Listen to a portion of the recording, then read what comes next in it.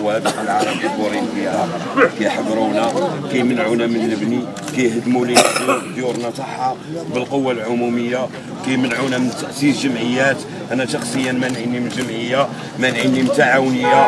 يعني المخزن التقليدي ذاك القديم رجع العنف اي واحد هضر راه كيعاقبوه وهذه حقيقه. قلعه سراغنا راه ما كتنتميش للمغرب. قلعه سراغنا كتنتمي لجهه اخرى. المخزن فيها جهه اخرى. السلطه جهه اخرى. كل شيء الرمز كل شيء لا كل شيء متواطئ. وبعض الصحفيين متواطئين بعض الصحفيين ما كيقولوش الحقيقه كينقلوا غير الحقائق. وهذه هي الحقيقه اللي كاينه في هذه البلاد. كل شيء محقور. قال علي البني غناو بغيناو يملكوا لنا ارضنا بغيناو يملكوا لنا ارضنا اللي ما بغاوش يملكوها لينا. كيقلعوا لنا ارضنا كيقلعوا لنا ارضنا كيقلعوا لنا ب 400 متر وكيبيعوا لنا ب 40,000 حاقريننا بدريكات ومانعيننا. شكرا الله يحفظك. الاساسيه هي تاسيس ديال الحي الصناعي. الناس تقريبا منذ نوفمبر 1996 يعني منذ 17 سنه في التوزيع ديال الاراء في البقع.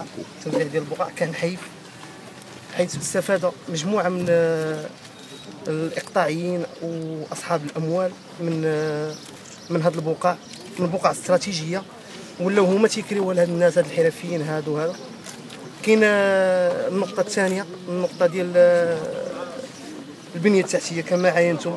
البنيه التحتيه ما كايناش لا واد الحار لا سميتو لا الطرقان راك شوف كيفاش دايرين. كاين مشكل اخر مشكل اللي الصرف الصحي حتى هو شي المشكل الاخر هو المشكل ديال الضريبه. يعني هاد العوامل كلها اللي قلت لك في الاول ساهمت في التراكمات الضريبيه كبيره على هاد الناس. كاين دابا اللي تتسالوا 5 6 8 المليون ما قادرش كيفاش يخلصها. حنا نتوجهوا لكم سيدي والناس ديال اعضاء المكتب واعضاء المكتب الوطني والناس البرلمانيين ديال الحزب باش توصلوا هذا الملف المطلبي للناس المسؤولين بجميع الوسائل المتاحه والممكنه. وتفضل سيدي. اخي بالنسبه للضرائب بعدا هذوك الفوائد على الضرائب بالنسبه لهذه السنه راه محذوفه. كل الانسان يمشي شويه بشويه. بالنسبه للبنيه التحتيه وهذه المسائل هادشي ان شاء الله غادي نشوفوه مع السيد العميل مع الجماعه وعلى مستوى وزاره الداخليه وما غادي يكون الا الخير ان شاء الله. الله يوفق ويحفظ الله عليكم. شكرا ان شاء الله. شكرا. يكون لقاء مبارك ان شاء الله. ماشي كلشي في المسيح اللي هذوك الناس اللي اعضاء اللي لا هذا بالنسبه لهذه المشاكل ديال الجميع الدور الصرف الصحي الطريق هذا. مرحبا. مرحبا. في توفيق عبد الهادي وكنلقاو منه دائما السند والعون.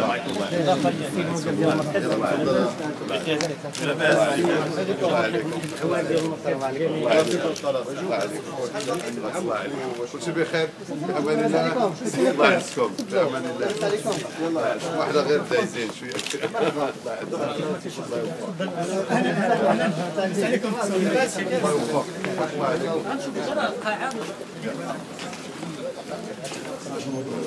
اولا اطار مجموعه ديال النواب قلناها على اساس اولا ثانيا الان هو نطالب به هو تحسين هذا المركز اولا تسويق المكتسب ان المركز الجامعي يتطور لانه ما فيش قرار اللي رسمي لانه هو القرار اللي كنهضروا لنا الاساس هو الانزال ما فيش قرار ولكن كاين بعض النظريات القرار. الان حنا كقرار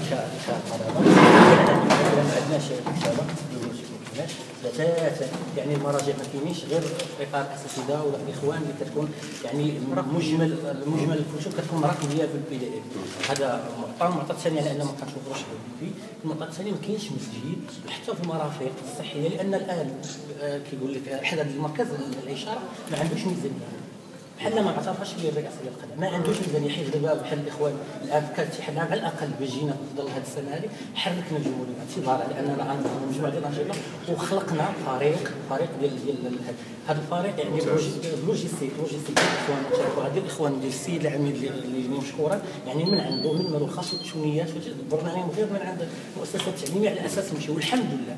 يعني جنا الكاس ديال في اطار العاب جمعيه لا في الريدوي ولا في هذا والمسرح ايضا هذا مرتفع، ولكن اللي احنا نطالب به اطار المجموعه الطلابيه هذه كاجتهاد السيد مدير المركز جاب واحد المكتب ديال اطار علاقات شخصيه ديالي من واحد الشيء الفورماسيون غادي نقدر نديروا ركود جميع السلطات. هذا مطلب ماشي ديال الاتحاد العام، هذا مطلب ديال السنه لان 12% طالب كاين هنا وبالتالي 12 65% منهم اناث.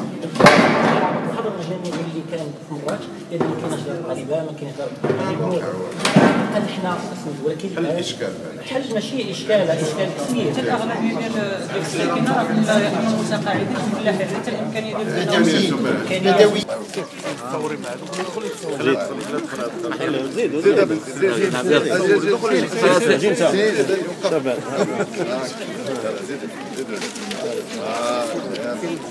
يلا عبد القادر سير دخل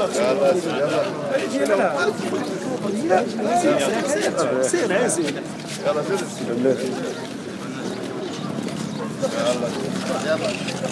صاحبي يلا الله عليك يلا